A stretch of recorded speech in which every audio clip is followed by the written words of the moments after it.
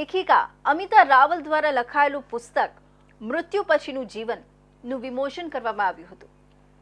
મૃત્યુ પછીનું જીવન સુરતની લેખિકા અમિતા રાવલની નવીનતમ કૃતિકાર મન તેમજ આત્મા વચ્ચેની મિસ્ટ્રી ઉકેલી છે। મરનારની આત્મા બનશે સત્ય શોધનારો મુખ્ય પાત્ર।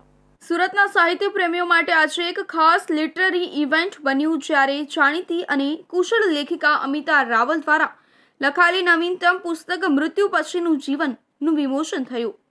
લોકલ લિટરેચર વર્તુળમાં રસ અને ચર્ચાનું કેન્દ્ર બન્યું છે આ પુસ્તક, કારણ કે તેમાં માત્ર આધ્યાત્મિક મુદ્દાઓ જ નહીં પણ એક તીવ્ર અને અનોખી મર્ડર મિસ્ટ્રી પણ સામેલ છે।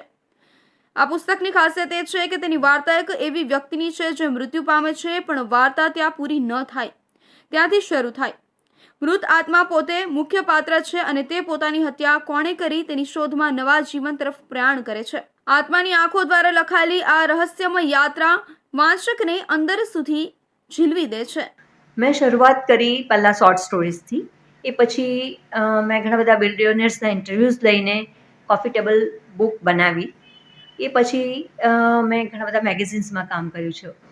એ આફ્ટર ધેટ હવે હું મારું પોતાની નોવેલ્સને બધું લખી રહી છું અને ફર્સ્ટ નોવેલ મારી છે મૃત્યુ પછીનું જીવન, જેને મારા રીડર્સનો બહુ સારો રિસ્પોન્સ મળ્યો અને ઓનલાઈન પોર્ટલ પર મને 1 લાખ જેટલા રીડર્સ છે મારી આ બુકના।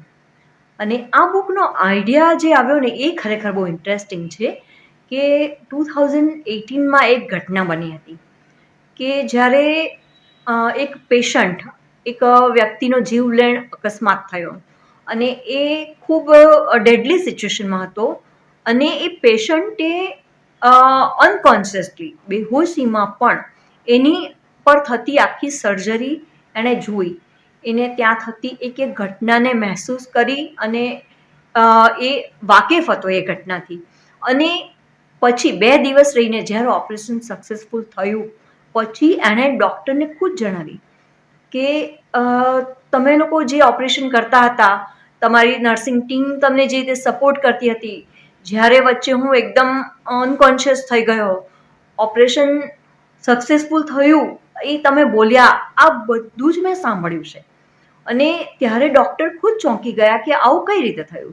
અને આ ઘટનાને કહેવાય છે નિયર ડેથ એક્સપિરિયન્સ, કે જ્યારે એ મૃત્યુની નજીક હતો ને ત્યારે એનો આત્મા બહાર નીકળીને એણે બધું જ જોયું।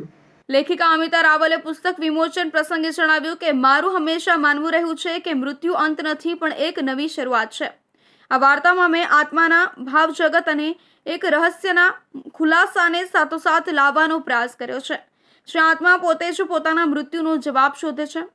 પુસ્તકમાં તીવ્ર સંવેદના, આંતરિક સંઘર્ષ અને આધ્યાત્મ સાથે સાથે એક એવો થ્રિલ છે જે રીડરને છેલ્લી પેજ સુધી બાંધીને રાખે છે। મૃત્યુ પછીનું જીવન એક આધ્યાત્મિક થ્રિલર છે જે ભક્તિ અને મિસ્ટ્રી બંનેના રસિયાઓ માટે એક ખાસ ભેટ સાબિત થશે।